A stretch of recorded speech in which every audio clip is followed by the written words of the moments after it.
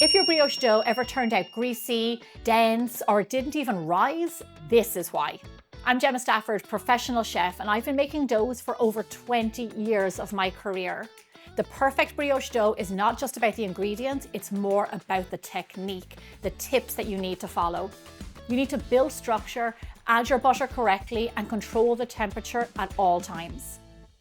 So tip number one is an important one, and I will admit I haven't done this since I was in home economics class when they used to tell us to keep everything cold, but there's a reason for it. When it comes to brioche making, enriched doughs, pastries, something high in fat, keep your ingredients cold. Your eggs, even your flour, your dry ingredients, keep everything in the fridge so they stay nice and cold, because the mixing of the dough generates heat, so we don't want to add extra heat to anything.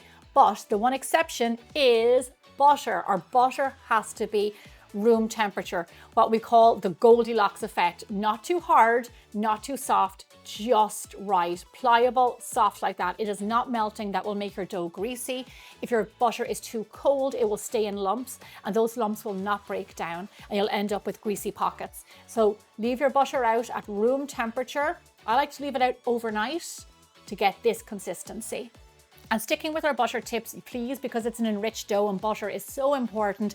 Good quality butter. I like to use Truly, which is an Irish butter, which I think now is the new gold standard, which comes from Ireland, the southeast of Ireland, actually where I'm from. It is really delicious. I use salted. Some people say do not use salted in a brioche dough. It adds extra flavor. I'm all about it. So that's really important. So tip number two, using a stand mixer for brioche dough is absolutely vital. Brioche dough needs extensive kneading for a long period, so you really need to be able to get that, the power of the engine to knead it up, and with a dough hook, so it can really work and pull and develop that gluten. I do not advise making a brioche dough by hand. I've tried it before many years ago. It gets very messy. The heat of your hand starts to warm up the dough, the butter starts to melt, so definitely this is a stand mixer job. So tip number three, you don't often see written in recipes, but it's very important. You want to develop the gluten and activate the yeast in this dough before adding in any butter. Let it come into a ball, let it form, wake up that yeast, and that's when you add in the butter. Do not add in the butter too early. So it's been around 4 to 5 minutes kneading by itself. As you can see, my dough has come together. Let me open it. So this has been kneading by itself 4 to 5 minutes. The dough has come together, it's formed a ball. This is nice and worked. I can feel that it's a bit tougher. Now it is time to add in our butter. And my dough is still nice and cold, which is really important because we added in all those cold ingredients. So now this brings us to tip number four, adding in the butter. Now, I don't want you to be worried about if you're doing it right or not. Just watch how I do it and you'll get the hang of it. So bit by bit, we're going to slowly add in the butter. You do not add it in all at once. It needs to be a gradual process. You add in, this might not be helpful, but a knob that you're talking around like ½ an ounce. Once it's fully incorporated, add the next one in. This is a slower part of the recipe, but that's okay. Good things come to those who wait. It's absolutely worth it.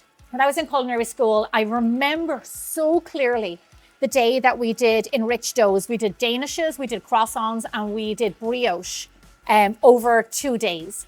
And I remember the texture of the brioche. I remember that really pull apart, like almost like see-through layers of brioche. And people often ask me, how do you get that their brioche can end up a little bit like bready? And it comes down to the kneading, it comes down to the process. Trust the process, like it works. You just need to spend the time. What you're seeing now is right on track. You've got a sticky dough. We're adding more moisture, we're adding more fat. It's getting much softer. So while this is kneading, let's talk about tip number 5, dough temperature. If your dough gets too warm while it's kneading, your butter can break and your dough will get greasy, and that is not what we want. If you are concerned about the temperature, use a thermometer. If it exceeds 80, then you are in a bit of a gray area where your butter could break. If at any point you're worried about it being too warm, too soft, take it off the machine, pop it in the fridge for 15 minutes and go back onto the machine again. Do not fear the fridge at this stage. It'll be your best friend. So our dough is done kneading, and this brings me to my next tip, number 6, which is don't add extra flour. I know often with my yeasted doughs, I always say clean the bowl. just like we did earlier, we had a clean bowl, but once you add in something like butter, you are not going to get a firm ball that comes in one big piece. Your dough is soft like this.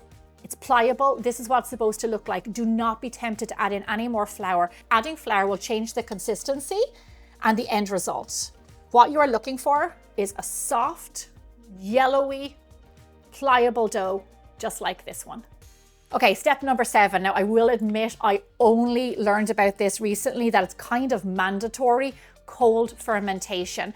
To get the best results from brioche, you need a cold dough. So put it in the fridge overnight, and then we can shape it the next day and bake it. If you do not have time to leave it overnight, just give it 2 hours, let that butter solidify, let the dough get cold. I just cover it and let it rest. These Gemma made bowls make life really easy.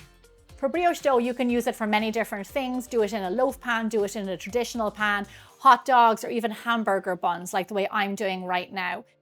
And that brings me to my tip number 8. Don't rush the rise. Enriched doughs are notoriously slower than a traditional yeasted dough by like double the time. Do not worry, they are sluggish. It's just the way they are. What you do not want to do with a dough like this is put it in an oven to proof faster. The butter will melt and you'll end up with greasy dough. What you're going to want to do is let it sit out at room temperature and be patient. For my rolls, they are going to take around an hour to an hour and a half even to proof correctly. If you're doing a loaf, it could take up to 2 hours, maybe even longer. So it all depends. You're going to want to see the dough double in size, and that's when you know you're good to go. While our brioche is baking in the oven, I have some hotline questions that you guys submitted, and they're really good ones. One question comes in and asks, can I freeze raw dough? And my answer to that is you'll never get the same result as you would if you baked it off fresh. So you can do what you want. If you want to freeze it, you can freeze it, but I guarantee you that you're not going to get the same result as if you baked it off fresh. What I would do instead is bake it off fresh, then freeze the results. Often when a dough has been frozen that's yeasted, it doesn't always come back to life and it'll be kind of a waste. So I would say better not to freeze raw yeasted doughs. This next question brings up a really good point.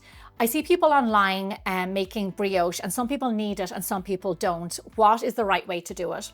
So, great question, because I do on biggerbolderbaking.com have a no-knead brioche dough. It works really well. It has lovely flavor. It does not have the gluten development that the one on the machine has. So the difference is you'll still make a lovely dough if you do no knead.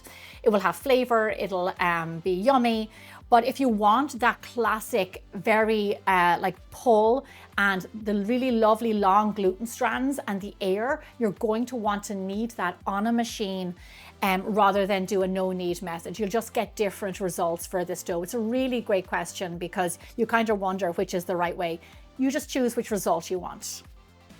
When you have really good brioche dough, it feels like such a treat. The dough does take extra work, time and patience and care, but the results are so worth it. When you follow my few easy tips, no matter what brioche recipe you're making, you are going to get the best results every time. A golden brown dough, beautiful on the outside and soft and fluffy in the middle. When you make brioche dough right, it will melt in your mouth, and following my tips will give you that result.